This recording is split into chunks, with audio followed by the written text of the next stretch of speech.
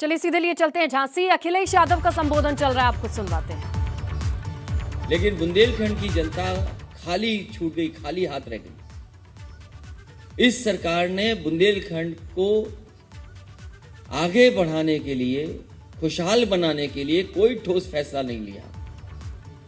जो कार्य पुरानी सरकार में चल भी रहे थे, उन कार्यों को भी पूरा नहीं कर पाई। जहां बुंदेलखंड की जनता ने सभी विधायक जिताए थे, इस बार बुंदेलखंड की जनता भारतीय जनता पार्टी को शून्य कर देगी। बुंदेलखंड से भारतीय जनता पार्टी का दरवाजा बंद हो जाएगा। यहां जिस तरीके के संकट पैदा किया है किसानों के सामने, नौजवानों के सामने, व्यापारियों के सामने, और हर वर्ग के लोग दुखी हुए हैं। इतनी परेशानी, इतना दुख, संकट कभी नहीं आया होगा जनता पर जितना भारतीय जनता पार्टी की सरकार में आया है। याद कीजिए वो दिन जिस समय लॉकडाउन लगाया गया था, लोग पैदल पैदल अपने घर पहुंचे थे। ये वो सीमा है जहां पर मजदूर भाइयों को अंदर नहीं आने दिया जा रहा था। कई दिनों तक उन्हें ऐसे ही बिना खाए, बिना पिए, बिना पानी के इंतजाम, बिना किसी इंतजाम के वो ऐसे ही पड़े रहे बॉर्डर पर। और मजबूरी में उनके गुस्से को जब नहीं कंट्रोल कर पाई तो उन्होंने बैरिकेडिंग तोड़ करके अपने घर का रास्ता तय करना शुरू कर दिया। उस बेबसी में लोग पहुंचे हैं। इसी तरह ललितपुर बॉर्डर में जो दूसरे प्रदेशों में हमारे मजदूर भाई काम करते थे, एक एक हफ्ता बिना नहाए एक जगह पड़े रहे, भूखे प्यासे पड़े रहे। सरकार ने कोई मदद नहीं की। जिस समय सरकार को मदद करनी चाहिए थी, उस समय सरकार ने मजदूरों को, गरीबों को अनाज छोड़ दिया। वो खबर जो सबसे पहले मध्य प्रदेश से आई थी कि एक गर्भवती महिला चलते चलते अपने पहुंची थी गांव, लेकिन उसे अस्पताल मिल गया। वहां गांव वाले और घर परिवार वाले अस्पताल ले गए, डिलीवरी हुई वहां। लेकिन उत्तर प्रदेश में ललितपुर बॉर्डर पे जो दूर से चल करके मां आई थी, उसकी कोई मदद सरकार ने नहीं की। गर्भवती मां बेटी को जन्म दिया, वो अपने पैदल, उसके बाद 3-4 घंटे इंतजार और आराम करने के बाद वो घर पैदल होकर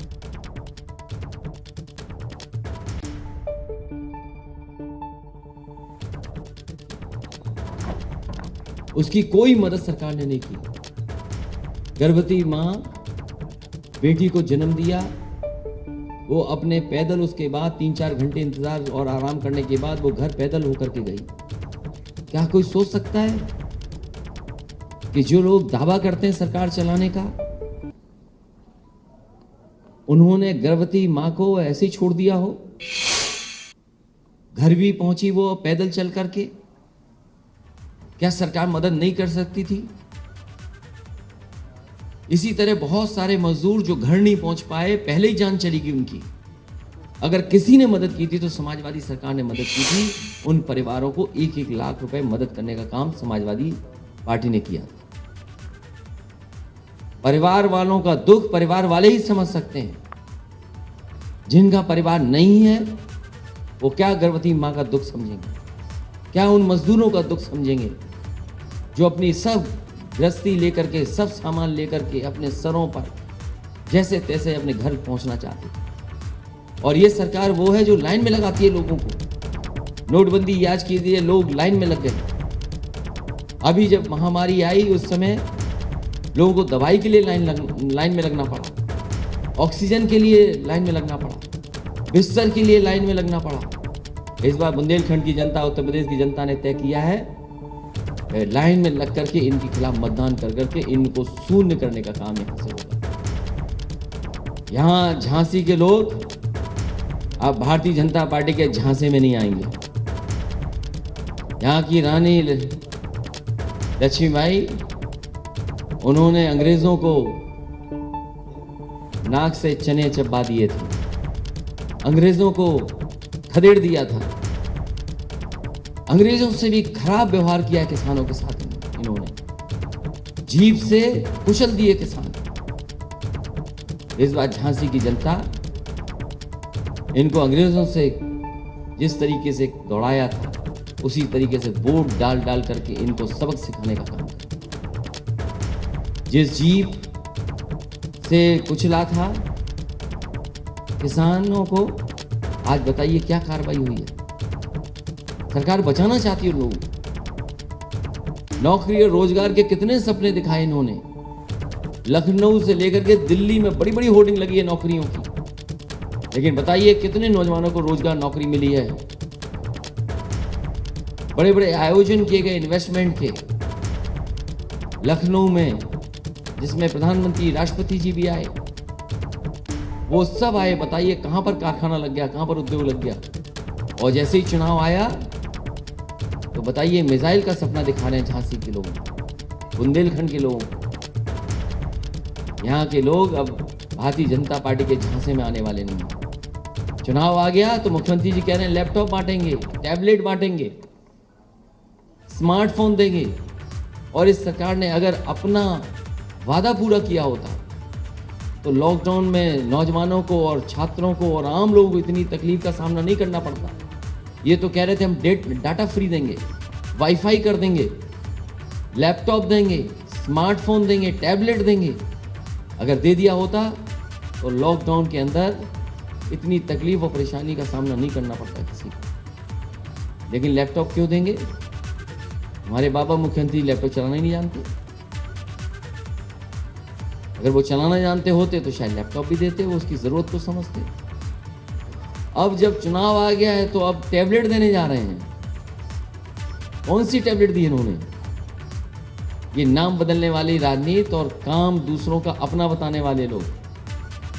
नाम बदलने वालों को जनता बदल देगी और बदलाव की जो लहर चली है, बदलाव की तरफ जनता चली है, इनको उत्तर प्रदेश से हटाने का काम करेंगे।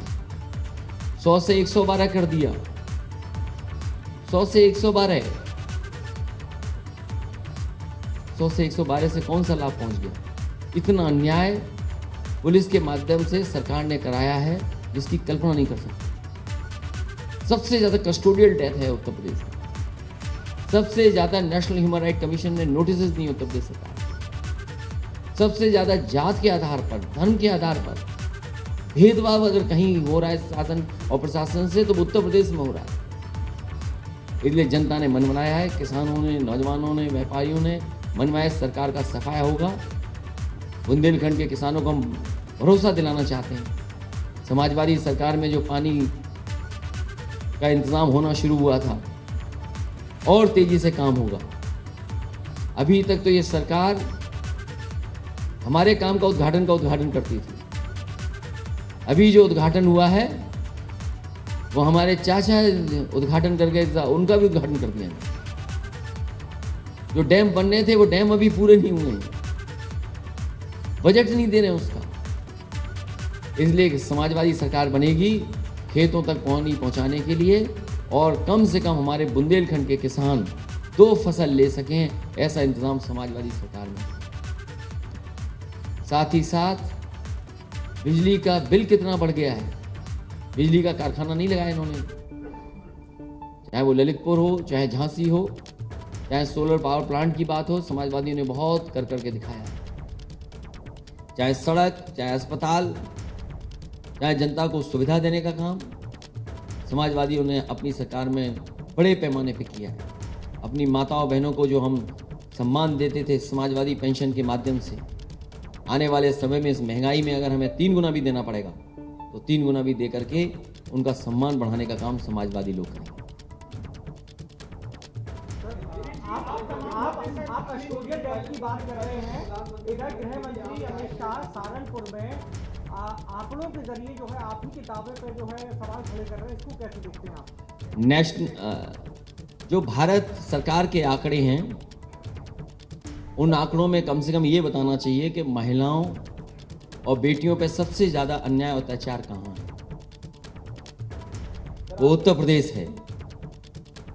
पूरे देश में ये बताइए आईपीएस कहीं फरार है क्या? आईपीएस फरार देश में किसी और जगह भी है? क्या कोई ये बता सकता है? सरकार को ये जानकारी नहीं है कि एक आईपीएस दूसरे आईपीएस पे भ्रष्टाचार का आरोप लगा रहा है, पैसे के लेन देन का आरोप लगा रहा है। पॉलिटिकल लोग जरूर लगाते थे, लेकिन पहली बार भारतीय जनता पार्टी की सरकार में हो रहा है कि एक आईपीएस दूसरे आईपीएस पे भ्रष्टाचार का आरोप लगा रहा है, ट्रांसफर पोस्टिंग को लेकर के। तो सपा के मिशन बुंदेलखंड का आज आखिरी दिन है। झांसी